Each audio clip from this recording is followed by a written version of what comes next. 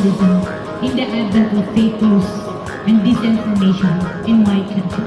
We need to work it out. We need to prove that we are the voice of the people. We are the media. We are the facilitators.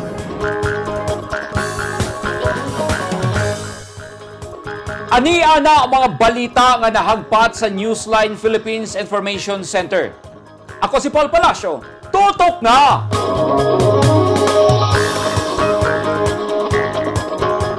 Sa mga headlines, traffic enforcer nagkapangus-pangus human maguyod sa tricycle nga iyang sikupon. Online seller nga ahente sab sa online sabong na diskubrihang patay, gidudahang suspect nadakpan sa mga pulis. Padre de pamilya patay human matumba ang multicab nga gidriban sa anak.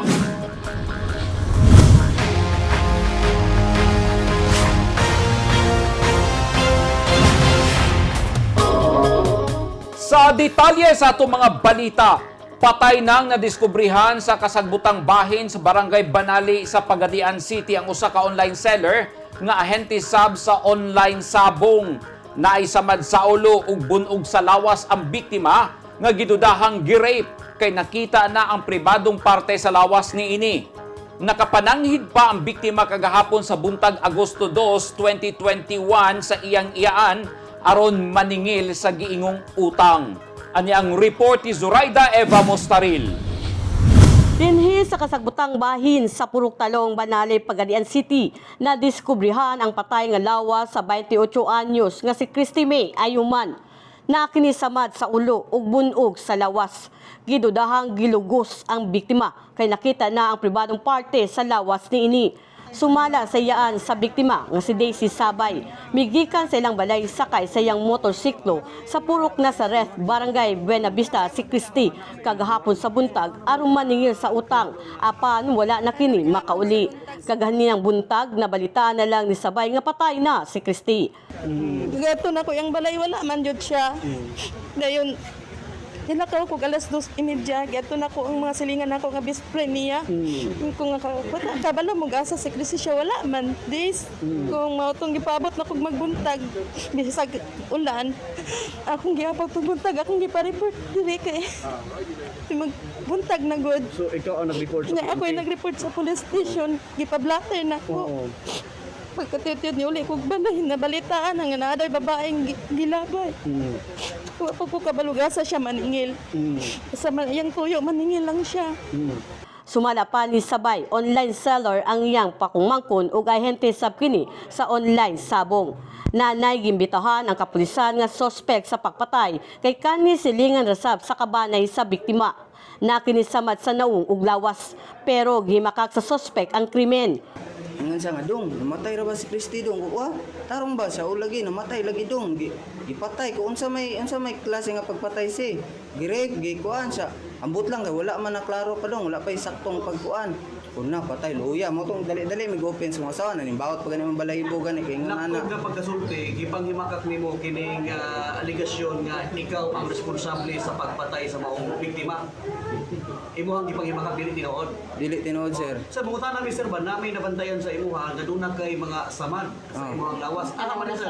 Ana, pangos ni sir, bago lang ko na kuan tong pagtawag ba dali ko pag nang inquire lagi ko dira sa kuan lagi sa tulang. Pangos ka? Oh, disgrasya. Samad sa imong sa imuhang liog o sa imuhang tuong bahin sa aping. Kanay may bawaan ni sir kung kinaurasan man gani ni ikuan gid sir kinanglan i-verify gid pod ang nail niya Pero sa ka aksidente? kaganina lang sir. Ganiha? Oh. Sa Dadto sa tulangan. Hustisya ang gisinggit sa pamilya sa biktima. Hilabi na gagmay pa ang duha ka mga anak niini ug nagtrabaho sa abroad ang bana niini. Wala pa po advice ug unsa kay dili ko makakuan ug asa jud siya ang dapitan namatay ug giunsa siya. Dili po ko makakwento giunsa siya. Sama na lang jud mo nakita namatay na siya manang amo jud siyang pa-imbestigan ug asa siya dapitan namatay. Nakakustodiya na sa kapulisan sa Pagadian ang suspect ug ipailawom kini sa hugot nga investigasyon. Zoraida Eva Mostaril, Newsline Philippines, Zamboanga del Norte. Stay safe.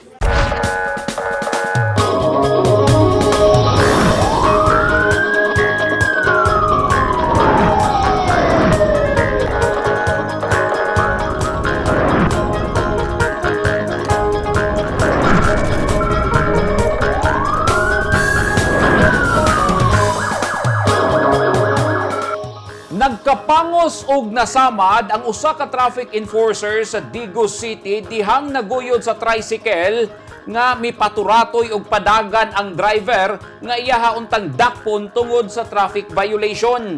Tungod sa nahitabo, desidido ang traffic enforcer nga mopasaka og kaso.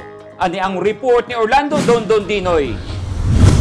Kini ang hitsura sa traffic enforcer sa Traffic Management Center sa Digo City nga si Aladin Sandoval. Napangos, nasamad ang tuhod, kamot, siko ug nabunog, human maguyod sa tricycle kagahapon sa buntag, Agosto 2, 2021. Matud ni Sandoval, dakpon unta niya ang tricycle driver nga si Roland Macasero Cañeda nga taga Barangay San Miguel, Digo City tungod sa traffic violation. Apan, sibatan unta siya pero gisuwayan niya og pugong ang tricycle apan siya hinuon ang naalaot. Daghan ang nagareklamo nga mga driver operator nga kumpleto sila unya daghan sila kompetensya nga mga kolorom nga namasayro nga despite sila nga kumpleto nagasubay sila sa balaod. Sumala ni Sandoval, gipa sa kahanan niya og kaso ang tricycle driver nga wala na mihatag og pamahayag ug nagdumili nga moatubang sa kamera. Kaya na may witness nagasunod sa iya didto sa ilahang sa iyang gipuy-an jud moto nga giadto sa mga pulis nato pagkahuman na siya dito dugay pa yun siya ni gawas niya pag-abot na mo yun to ang tricycle gitabunan na og kuan niya gikuha ang katong iyahang visor para dili mailhan. Aminado si Aristides Capuyan Jr., TMC head sa Dakbayan, nga problema nila ang mga kulurom nga tricycle sa Dakbayan. Kanang mga kolorom na to nga mga motorized tricycle, matag karon niya ginadakop man na nato sila. Galing lang kanang uban dili madakpan, kabalo sila nga kolorom ilang mga gipang driver nga pidikab, ang mananako po dilang bantayan. Mukabat sa 60 nga to 70 ka mga driver ang madakpan sa TMC kada adlaw ug nagbahad ang mga traffic enforcer nga padayon nilang lutuson ang mga kulurom nga driver sa tricycle sa Dakbayan sanglit nakahatag kini og delikado sa kinabuhi sa mga pasahero sa panahon nga mahitabo ang disgrasya. Luyo sa nahitabo, magpadayon gyapon sa iyang serbisyo si Sandoval.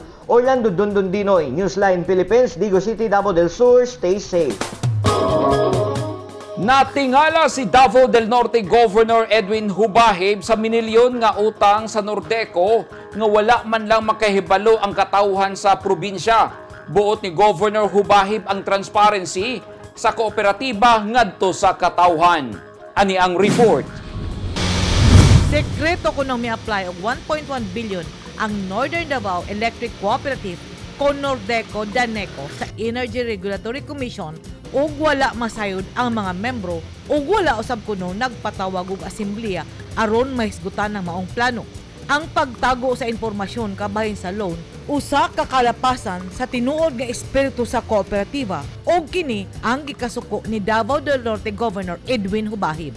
Nganong nakahibalo mi nga diretso na nanay gilon ug approve na daw ang loan ingon pa ni JM Soto, Dudong Soto. Kumpare man ako ni amigo mamiyani pero mo?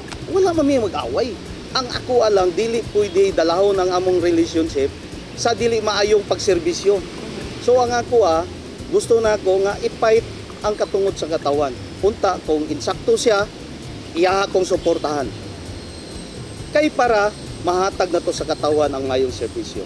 Ang planong loan gamiton kuno aron sa katukuran sa submarine cable ug masuplayan na og kuryente ang Island Garden City of Samal nga dugay na nag-anto sa kakulungon sa supply sa kuryente nga nakaapekto sa mga investors.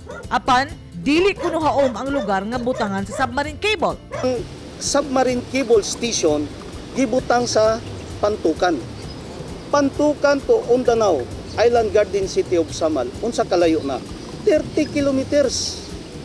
Unya karon mangutan ako unsa may power source nganong gipantukan man kalayo.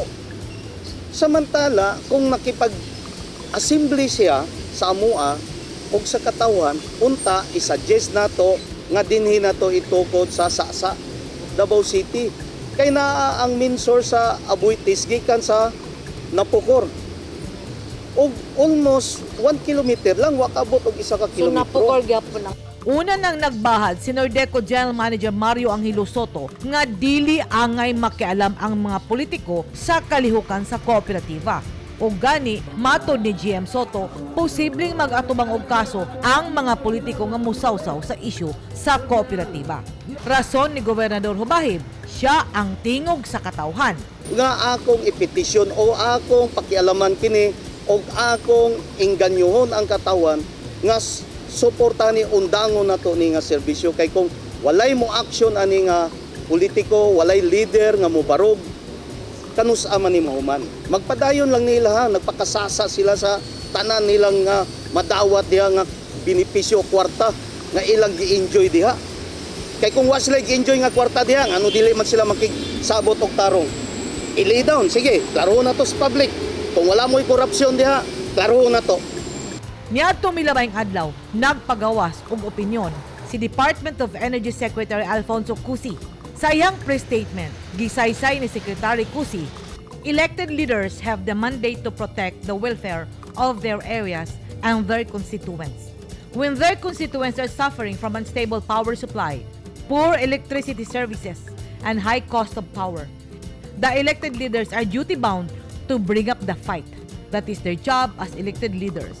Sa samang press statement, midungag si Secretary Cusi. That is why it is important for the public to elect and support leaders who took beyond political and personal gain. We need leaders who will look after the long-term needs of the communities, including energy security, which is the cornerstone for economic growth for a locality. Buot pasabot ni Secretary Cusi nga ang mga napiling public officials adunay mandato nga protektahan ang ilang katawhan. Labi na kung sila nag-antos sa walay klaro nga supply sa kuryente, ubos nga serbisyo ug mahal nga presyo niini. Matod niini, adunay mandato ang mga lider nga ilang iasdang ang kausa sa ilang katawhan tungod kay gipili sila sa ilang katawhan. Maong importante nga magpili ang publiko ug musuporta og mga lider nga muasdang sa ilang kausa. Mga lider nga mutanaw sa malungtaron nga paglambo sa ilang komunidad, labi na sa isgutan ng enerhiya nga maoy kinaunukan nga gikinahanglan aron sa ekonomikanong paglambo sa ilang lokalidad. Matud ni Governor Hubahib, ilan ang gisangat sa buhatan sa DOE kang Secretary Alfonso Cusi og sa Kongreso ang ilang petisyon batok sa Nordeco. Edith Kaduayan, News 10 Philippines, stay safe. At tangi kanhi rebelde gitabangan sa mga sundalo ug LGU sa Magpet, Cotabato. Og Center Island sa lungsod sa Carmen, Davao del Norte gidaro sa truck kargadong rice hull.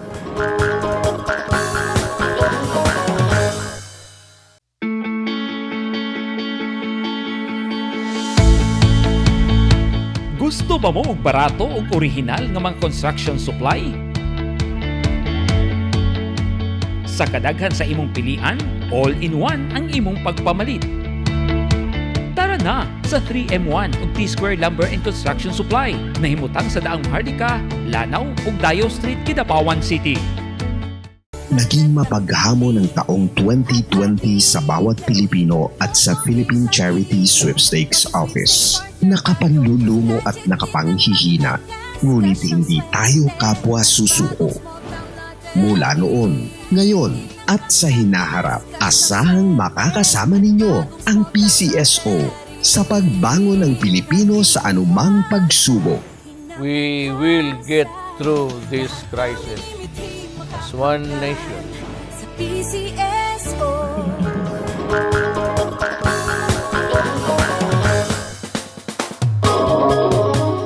Patay ang padre de pamilya human matumba ang gisakyan nga multicab nga kargadong construction material sa National Highway sa lungsod Samlang, Cotabato kaganihang buntag. Nawadan og kontrol ang driver sa multicab nga anak sa namatay, hinungdan sa pagkatumba sa sakyanan. Gawa sa driver, naangol sab ang laing sakay sa multicab. Ani ang report ni Lizelle Banga. Nagkatag sa National Highway sa crossing Bukol, Barangay Bagong Tapay, Mlang, Cotabato. Ang kargang kahoy, bala, semento, hollow blocks, niining multicab nga natumba. Sa daplin sa highway dapit sa Basakan, nagpungko kining batan-on nga nagsudong sa naghayang nga lalaki nga dawa nay kinabuhi. Ang lalaking naghayang sakay di ay kini sa multicab nga nalagpot dihang natumba ang sakyanan. Subay sa report sa Mlang Police Station, nailhan ang lalaki nga si Arnold Papaan, 45 anyos, residente sa Puro 4, Barangay Libo Umlang, nga giingong gidala pa sa hospital apan gideklarang dead on arrival. Ug ang batanon nga nag-apong anak di ay sa namatay nga si Ronald Papaan, 21 anyos, nga mao'y nagdrive sa natumbang nga multicab. Naangol sab ang laing sakay nga si Angel Fuentes. Nasayran sa report nga padulong sa silingang lungsod sa tulunan ng multicab ug dihang pag-abot sa nahitabuan, nawad-an og control ang driver ug daw nagzigzag pa ang dagan sa highway ay natumba. Naobserbahan sa mga netizen nga dili pantay ang kalsadang semento nga gisapawan og aspalto hinungdan sa pagkatumba sa multicab. O giingong paspas po ang dagan sa multicab. Lizel Anyon Banga, Newsline Philippines, Province of Cotabato. Stay safe. Gidaro sa forward truck ang center island sa lungsod sa Carmen, Davao del Norte kaganihang kaadlawon. Ang truck kargado rice hull og sumala sa driver niini naputol ang tie rod end sa truck. Ani ang report ni Leo Febra. Wala na nakontrol ni Larry Mark Cabarog ang forward nga iyang gimanihot tungod kay naputol ang tie rod end. Hinungdan nga misaka kini sa island sa National Highway sa Tuganay, Carmen kagainang alas 3 sa kadlawon. Gisaysay ni Larry Mark Cabarog ang driver sa forward. Ay na alas 3 midya sa kadlawon. Tanggal ang tie rod end. Paingo na unta sa planta sa semento si Cabarog aron i-deliver ang rice hull. Gisaysay sa driver nga ang iyang namatikdan nga may takilid na ang iyang sakyanan ug wala na niya makontrol ang dagan. Hinungdan nga misaka ang truck sa center island. Ang kapasidad sa forward nga nakasulat ko tubra sa 4,500 kilos kon 4.5 tons. Apan saysay ni Cabarog ang iyang karga adunay gibug-aton nga 8.5 tons o doble ang bugat sa iyang karga kaysa kapasidad sa makina. Leo Febra, Newsline Philippines. Stay safe.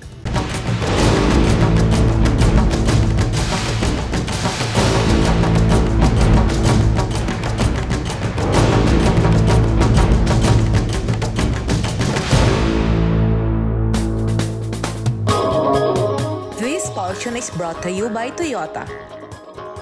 This portion is brought to you by Philippine Sports Commission.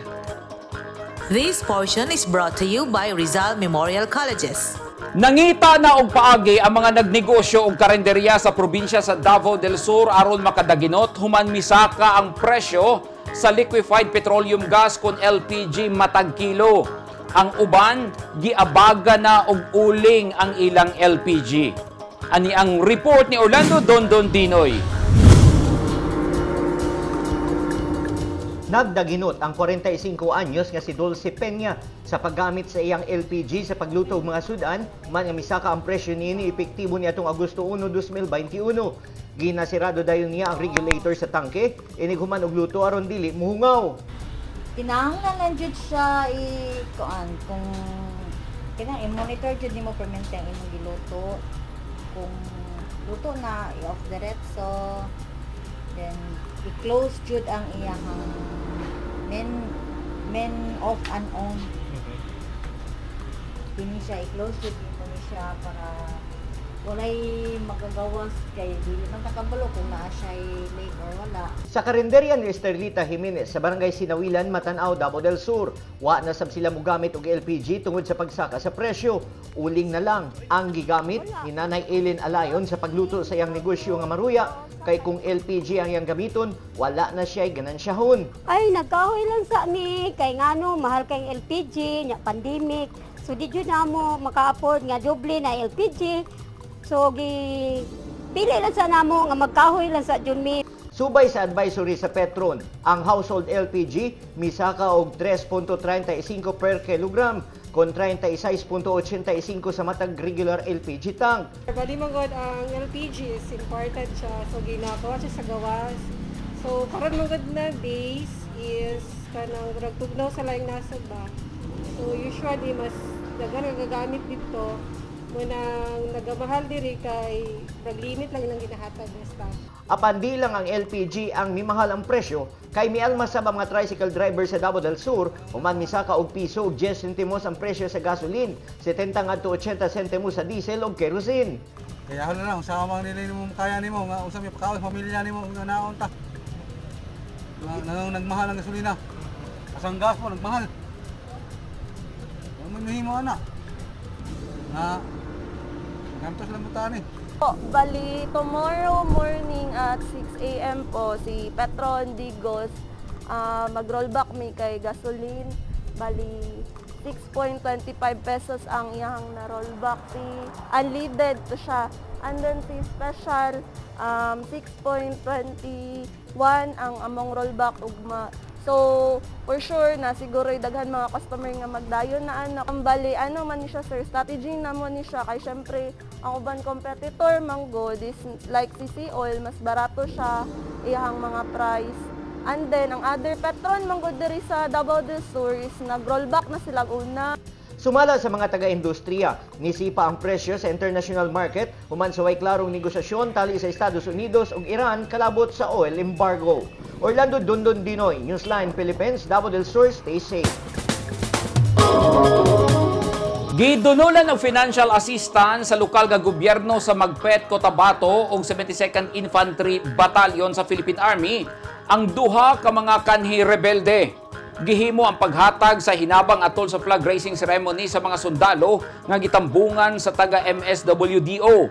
20,000 pesos ang financial assistance ug 40,000 pesos sa gisurrender nga armas. Tumong sa gobyerno nga pinaagi niini, maagni pang ubang rebelde nga mosuporta na og balik sa gobyerno. Samtang sa Maramag Bukidnon, gidunulan sab og mga farm input sama sa binhi sa hybrid nga mais ug fertilizer sa Municipal Agriculture's Office sa Kabanglasan, Bukidnon ug ATF-IB ang 28 ka mga miyembro sa Underground Mass Organization kon ugmo sa NPA. Ang mga miyembro sa ugmo mibaliktad na sab og suporta gikan sa komunistang kalihukan ngadto na sa gobyerno. Magamit ang farm input sa panginabuhian sanglit, gitudloan sab sila og basic farming.